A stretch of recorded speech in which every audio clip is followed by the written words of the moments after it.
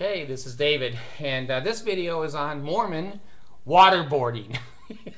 It's not torture. It's just an enhanced interrogation, form of interrogation. It's not torture. Jeez. Oh, they must have the Mormons running the military and spinning this stuff. Okay, I'm going to have to wear my glasses on this one, and I know I won't be quite as beautiful, but what the hell. Okay, Mormon waterboarding. If you want to be a Mormon, and some of you do, great. Stay in there, pay your money, go to the mall. I don't care. I'm just telling you what I've seen with my own eyes and heard with my own ears. And if others like to do that and want to do that, great. Maybe they've had a different experience. I don't know. I don't know why there's so many resigning and so many leaving and 70% don't show up for their meetings. But anyway, here we go. Mormon waterboarding. One of the things about cults is that they tend to keep you so busy you can't think. If you have time to sit down and meditate, take a yoga class, do a workout or do some running or whatever, your mind might think, this is shit, I'm getting out of this. But they keep you waterboarded. So every time you don't think or don't speak right, they just pour more water and you just start choking and you're just happy to be alive. Just alive. Okay, now if you're going to join the Mormon church, and you're in the Mormon church, because too many of you are watching me, you're going to get X'd, I can tell you that right now. Okay, here are the extra things. Now, you've already seen, most of you, I have, whatever, 7,000 hits on my videos, which astonishes me. I've only been on here 2 months, and I did this for my children, just so they would see Grandpa saying stupid stuff. Well, and I'm going to be a great-grandfather here in just a little while. But anyway, when you join the Mormon church, all of you know you get baptized. All of you know you have to pay your tithing, and all of you know you have to go to meetings. Well, what church? How does that make the church any different? Here's what you don't know. The missionaries are not going to tell you this. The new members of the church, when you come in, you're not told these things. You find this milk before meat. In other words, lies before truth. Okay, so here we go. My experience, okay?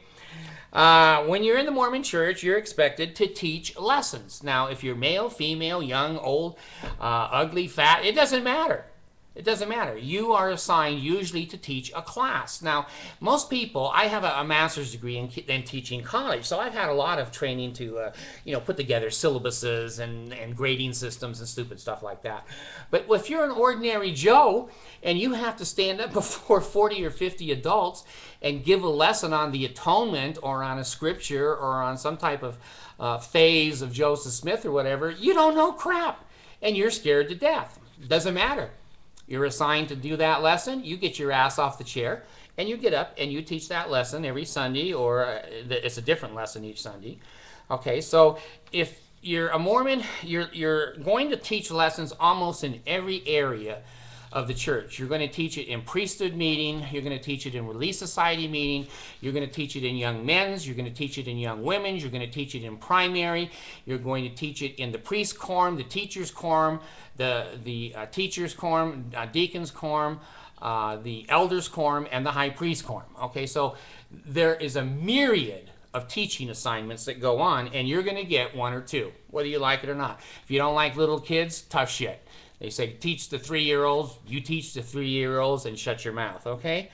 So you may be assigned to do Sunday school lessons, priesthood meeting lessons, Relief Society, then the 3 Aaronic priesthood. You may be assigned to do the deacons, the teachers, or the priest. They all have lessons every Sunday. And then young women's, you've got the My Maids and the Laurels, and there's a gradation of females that you all have lessons and all have teachers. And then, of course, scouting. Now, any of you that know anything about scouting, and I don't, it's a big job. I mean, I've seen den mothers and scout leaders who just go crazy trying to make bows and arrows and fires and badges and get kids to read this and get another merit badge. And, you may be called the scoutmaster, and if you are, you might as well never see your own kids or have a life. The scoutmaster has no no time to themselves, okay? You're also going to be assigned service projects. Now, if you've never re-roofed a house, you're going to learn. If you've never wired a house, you're going to learn. If you've never demolitioned a house, you're going to learn. You're going to learn to drive dump trucks, road graders, tractors. I don't care. Mormons, you're assigned to do service projects. Everything from picking up the trash in the city to knocking all the flowers down in the city and planting new ones. And so if you're a member of a ward, you're going to have service projects. Now, also, the Mormon Church has many projects that have to do with their welfare system. They hate that word. It's the evil of the dole.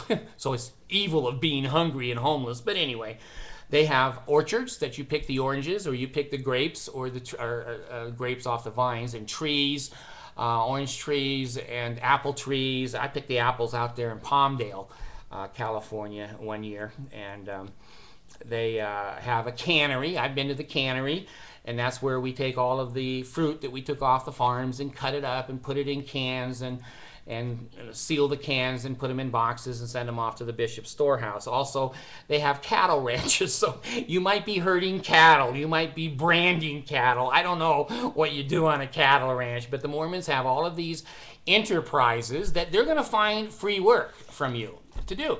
You don't like it, you'll get excommunicated, you'll get shunned, you'll get poor self-esteem. Everybody else is doing it, and if you don't, obviously you don't have enough faith.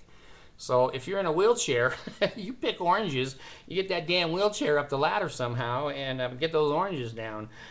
So the projects can be everything from roofing to putting glass in people's houses.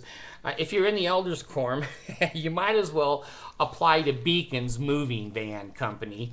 The Elders Quorum is totally responsible for all new people moving in and all new people moving out. So if you want to play football with your kids on Saturday, kiss that idea goodbye.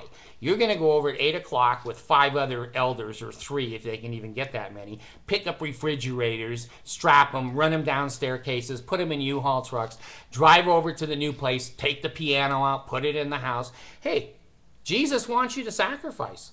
Jesus wants your sacrifice. Sacrifice brings forth the blessings of heaven. I never saw them, but maybe you do. Maybe you will. The others on Sunday, many times on Sunday, but other times you'll be visiting the sick in the hospital and nursing homes. Many times that's left up to the Relief Society president or the high priest group people, because they're all old. They got nothing to do, so they find little things for them to do. You may also be assigned to take a little mission to the temple, that you take people through the temple square, tabernacle, and give them a little bit of information. You may be assigned that way. You could be assigned to Cove Fort. Look that up on the internet. That's in the middle of nowhere. No one goes there. I went there once, and that was enough for me. And you have 2 or 3 old people that are there, that are in charge of the facility, which is a hut. And so you may get an assignment like that in the Mormon Church, okay? If you're a Relief Society president, you get the wonderful privilege of dressing dead people. If anybody in the ward or stake dies and there's going to be a funeral, a Mormon funeral, then you have to undress them and then dress them in their temple robes and aprons and bonnets and baker's hats and whatever to be buried in the Mormon Church. That's one of your assignments. If you're a bishop or a Relief Society president, you're also in charge of all of the welfare that goes on in the church. It's less and less. The church is running out of money, so it's less and less. But if you live up here in Utah and you're an Aryan, and we have desert industries, the rest of you in Nicaragua and Brazil and other places that watch me, you got crap. You got nothing. But we can go to the bishop here because we're white, and because we're white and delightsome, and the bishop will write out, you need a broom, you need 50 pounds of food and 17 gallons of milk and a hat for the baby and a dress for your wife, and he puts that all together, and he puts it on a slip, and then he hands that to the Relief Society president, and she checks that all out. In fact, I think she's the one that comes out to your house first and determines all the things you need. Then she gives that list to the bishop. He signs it, and then you take that piece of paper over to Desert Industries, and you get free food, you get free clothing, light bulbs, brooms, diapers for the baby, etc. So all of you people in third worlds that didn't know this, don't kill the messenger. I didn't make the Mormon church up. Joseph Smith did. Joseph Smith did, and he was shot for it. Okay? What comes around goes around. I'm just the messenger. Okay, now, funerals, if you're in the Mormon church, you also do a dedication of grave sites. I don't know what you do. I dedicated a grave site once, and all I did is, you know, the ceremony is going on, and then I stand up and say, by the power of the Melchizedek priesthood, in the name of Jesus Christ, I bless this grave, that the person going into it is going to come forth in the first resurrection, and amen. And so you may end up doing assignments for funerals and grave dedications.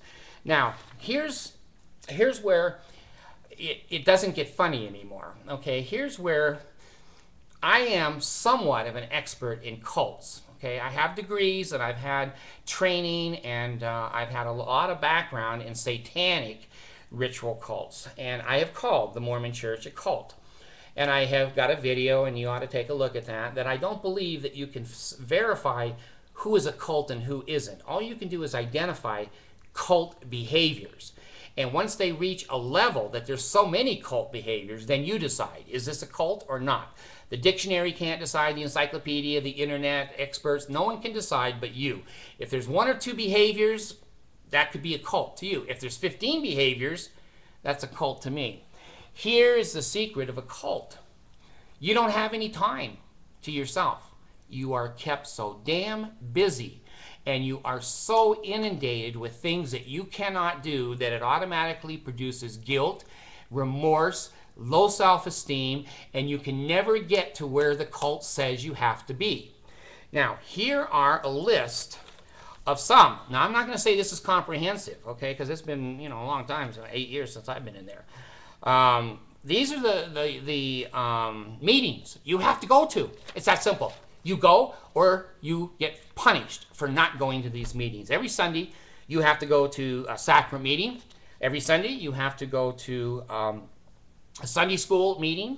And every Sunday, you have to go to a priesthood meeting or Relief Society meeting. That's 3 hours, excluding travel time. You be there or you're out, or you're in big trouble, or you're dog crap. You're not a real member of the Mormon church. You must hit those 3 meetings.